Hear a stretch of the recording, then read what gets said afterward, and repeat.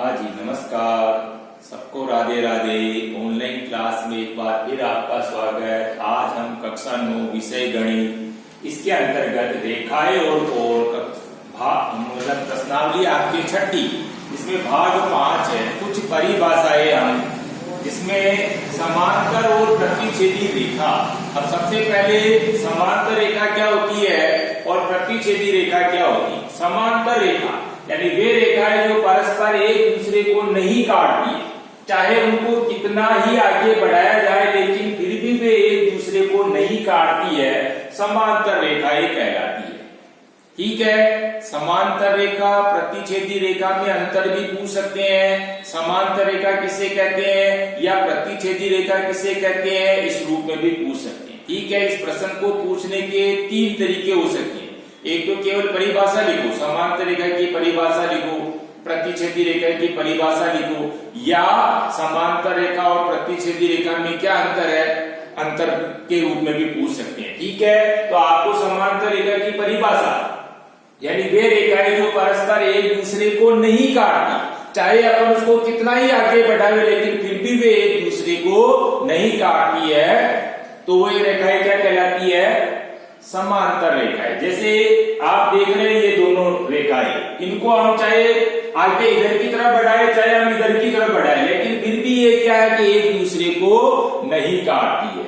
तो वे रेखाएं या वे सरल रेखाएं जो परस्पर एक दूसरे को नहीं काटती है, वे रेखाएं क्या कहलाती है, समांतर रेखाएं। ठीक है, यानी वे रेखाएं जो परस्पर एक दूसरे को नहीं काटती है, चाहे उनको कितना ही आगे बढ़ाया जाए लेकिन फिर भी वे एक दूसरे को नहीं काटती है।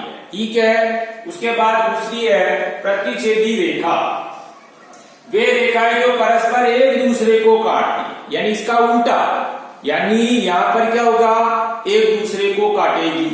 ठीक है, तो वे रेखाएं जो परस्पर एक दूसरे को काटती, चाहे उनको आगे बढ़ाया जाए। जैसे अगर माने कि अभी अपन देखते हैं, जैसे ये लाइन खींची और उसके बाद में एक रेखा तो ये हो गई, दूसरी रेखा जैसे माने कि ये हो गई। ठीक है, अब जैसे अभी ये कट नहीं रही है, लेकिन अब मैं क्या करूंगा, इसको जैसे आगे बढ़ा दिया, ये आगे बढ़ा दिया, जैसे मैं इसको आगे बढ़ा रहा हूं तो ये क्या कर रही है, एक दूसरे को काट रही है। ठीक है ना, तो हमारे को यहाँ पर परिभाषा के रूप में क्या लिखना है कि वे रेखाएं जो परस्पर एक दूसरे को काटती है, चाहे उनको आगे बढ़ाया जाए। हम आगे बढ़ा रहे लेकिन फिर भी क्या कर रही है, एक दूसरे को काट रही है। इसका मतलब वे रेखा क्या होती है, प्रतिच्छेदी रेखाएं कहलाती है। ठीक है, प्रतिच्छेदी रेखा यहाँ हमने देखा, इनको हमने आगे बढ़ाया लेकिन जैसे हम इसको आगे बढ़ा रहे हैं तो ये एक दूसरे को क्या कर रही है, प्रतिच्छेद कर रही है। तो काटने वाली रेखाएं क्या हो गई, प्रतिच्छेद का मतलब काटना, काटने वाली रेखा क्या हो गई, प्रतिच्छेदी रेखा हो गई। ठीक है, अब आपको यहाँ पर परिभाषा के रूप में प्रश्न पूछे, चाहे इनमें अंतर के रूप में परिभाषा पूछे, तो आपको ये दोनों परिभाषा याद होनी चाहिए। ठीक है, उसके बाद आता है रेखिक कोण युग्म। अब रेखिक कोण युग्म में क्या होता है, जब दो आसन कोणों का योग 180 डिग्री के बराबर हो तथा एक सरल रेखा पर बने हो, रेखिक कोण युग्म कहलाते हैं। जैसे ये एक सरल रेखा है और इसके ऊपर हम देख रहे हैं, एक तो ये कोण हो गया, दूसरा ये कोण हो गया, दो कोण हो गए, लेकिन इन दोनों का अगर योग करते हैं तो योग कितना आएगा, यहाँ पर 180 डिग्री के बराबर। ठीक है, जब दो आसन कोणों का योग 180 डिग्री के बराबर तथा एक सरल रेखा पर बने हो, रेखिक कोण युग्म कहलाते हैं। ठीक है, उसके बाद आता है तिर्यक रेखा। तिर्यक रेखा किसको कहते हैं कि वह रेखा जो दो या अधिक रेखाओं को भिन्न भिन्न बिंदुओं पर प्रतिच्छेद करती है। ठीक है, एक तिर्यक रेखा कहलाती है। अब देखो आप, इसमें ये दो रेखाएं हैं, दोनों सरल रेखा, और इसको ये प्रतिच्छेद कर रही है। कौन सी, ई है, ए बी और सी डी दो सरल रेखाएं हैं, दो समांतर रेखाएं, इनको ई है क्या कर रही है, प्रतिच्छेद कर रही है। तो ये जो ई एफ है, वो ई एफ इसके अंदर क्या हो गई, तिर्यक रेखा हो गई।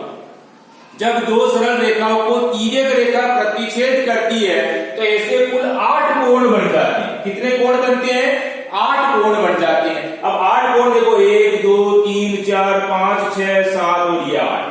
ठीक है, हमारे को ध्यान में रखना, जब दो सरल रेखाओं को कोई तिर्यक रेखा प्रतिच्छेद करती है तो उस दौरान कुल 8 कोणों का निर्माण होता है, 8 कोण बन जाती है।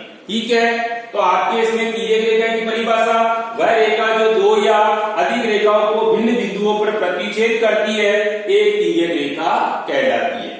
ठीक है, एबी और सीडी दो सरल रेखा हो गई और ईएफ है, ये ईएफ इसके अंदर क्या हो गई, तिर्यक रेखा हो गई। और तिर्यक रेखा जब दो सरल रेखाओं को प्रतिच्छेद करती है तो कुल 8 कोणों का निर्माण होता है, 8 कोण बन जाते हैं। ठीक है, 8 कोण, और इसके बारे में हम आगे अगली क्लास के अंदर चर्चा करेंगे। अभी आपको केवल यहाँ तक ही ध्यान में रखना है। अब आपको एसडब्ल्यू में आज क्या करेंगे, ये जो परिभाषा लिखी मैंने, इन परिभाषाओं को आपको क्या करना है, एसडब्ल्यू की कॉपी में लिखना। ठीक है, दूसरा ये परिभाषा हमको याद भी होना जरूरी है।